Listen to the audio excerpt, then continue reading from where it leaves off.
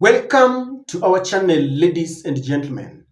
Things are getting messy in this supremacy battle between William Samoei Ruto and his deputy Rigathi Gachagua. We all know the process that took place. Both the houses, the National Assembly headed by Moses Masika Wetangula and the Senate headed by Jeffer Amason Kingi, voted to impeach Rigathi Gachagua. Many of his sympathizers are saying that it was inhumane to impeach him while he was in hospital.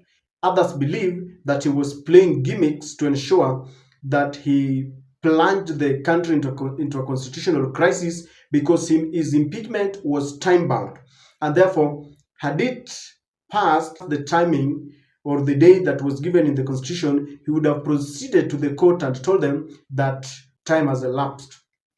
Now, we also know that after it was passed, the Senate immediately gazetted that impeachment. Gachagua yesterday rushed to court to stop any appointment of his replacement.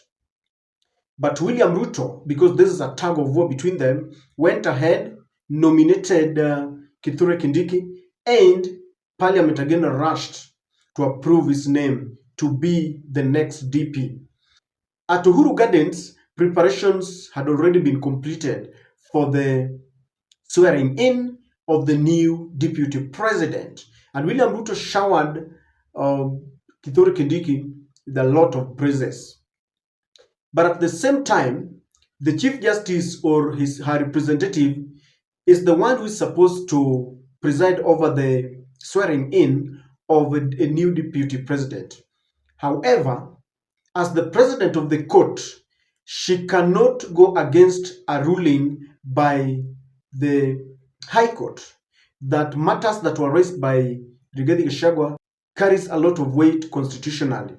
And therefore, her hands are tied. She's between a rock and a hard place. In fact, the High Court referred this case to her to constitute a bench to look into this case. There's no way she'll be looking at constituting a bench and at the same time presiding over an illegality, because that is it. It will be illegal.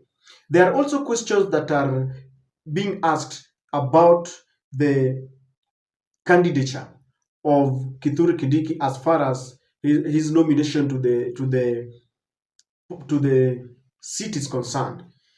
But that is not what I want to talk about. The state is using the authority. What we are told is that about 108 staff members of Rigathi Gachagua have been sent on compulsory leave.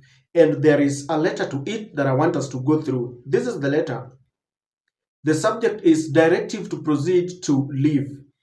Following the ongoing constitutional process affecting His Excellency, the Deputy President, it has been decided as follows. Number one, all officers in job group T and U are hereby instructed to proceed on compulsory leave with immediate effect. Number two, all heads of departments are directed to ensure they designate in writing a responsible officer to be in charge of the respective departments with a copy to the Chief of Staff and the Principal Administrative Secretary. This is serious. Number three, all serving officers in supernumerary contracts shall also proceed on compulsory leave with immediate effect. All heads of department, this is the last, all heads of departments shall ensure conformity to these directives by 12:00 hours on 19th October 2024. This letter is forwarded for your record and action. Who has signed the letter?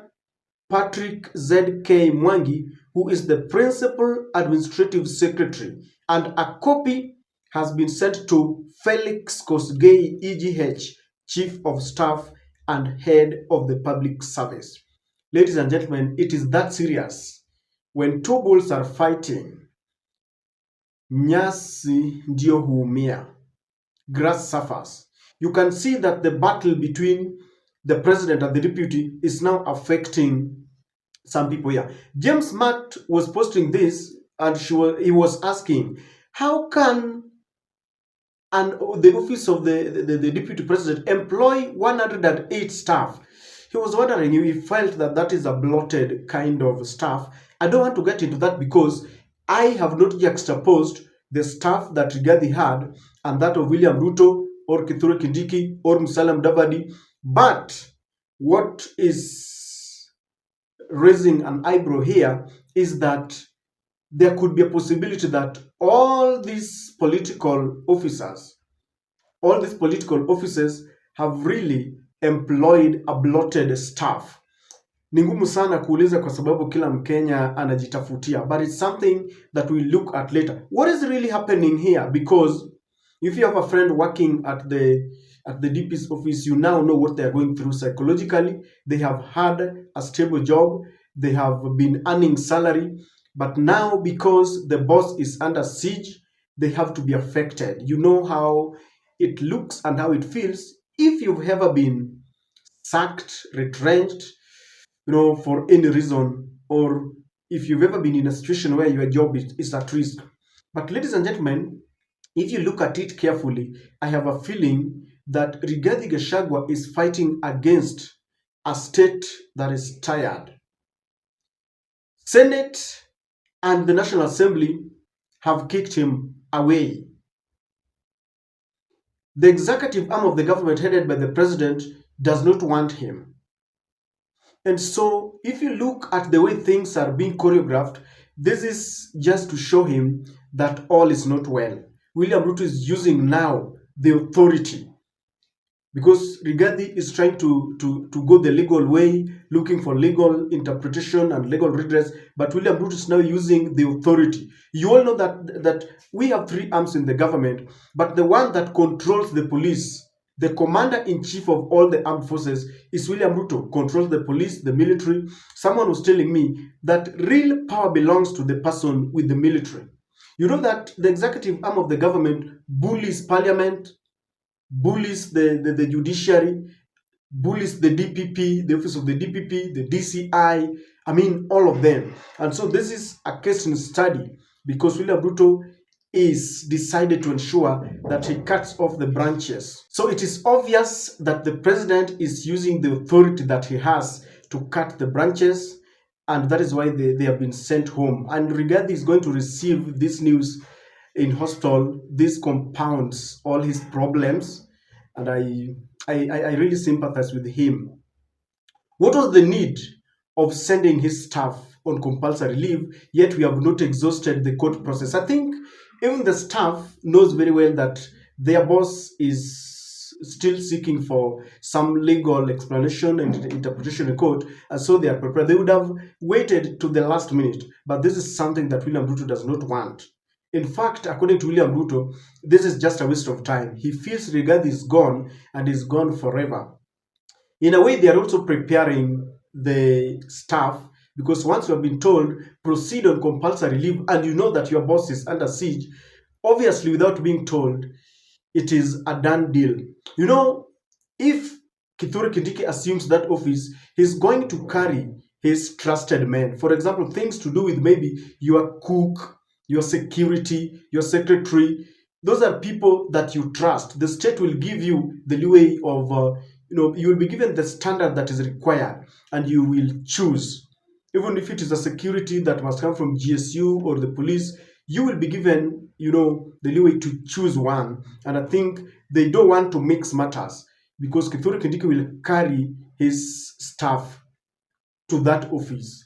It is very sad because you can imagine those who had been working for Rigathi Gachagua are now going. And I know there are some, if you are in that office and you are employed permanently, I think some of them can be transferred into other places. But there are others, especially those who are working under contract, those will go. Those who are working under the trustee of the man in that office will also go.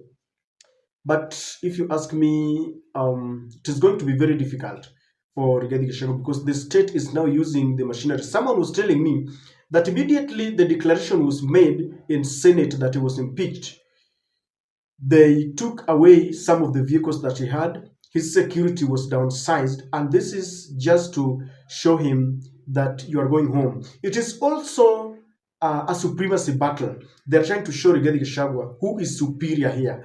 Rigathi had just thumped that they were elected together with William Ruto, and therefore there was no way William Ruto could engineer some 300 people to impeach him. So in a way, they are telling him, Sisi ndio tuko, who is the boss here? I don't know, ladies and gentlemen, but that is how things are. We still believe that the courts are going to dispense justice, and justice is our shield and defender.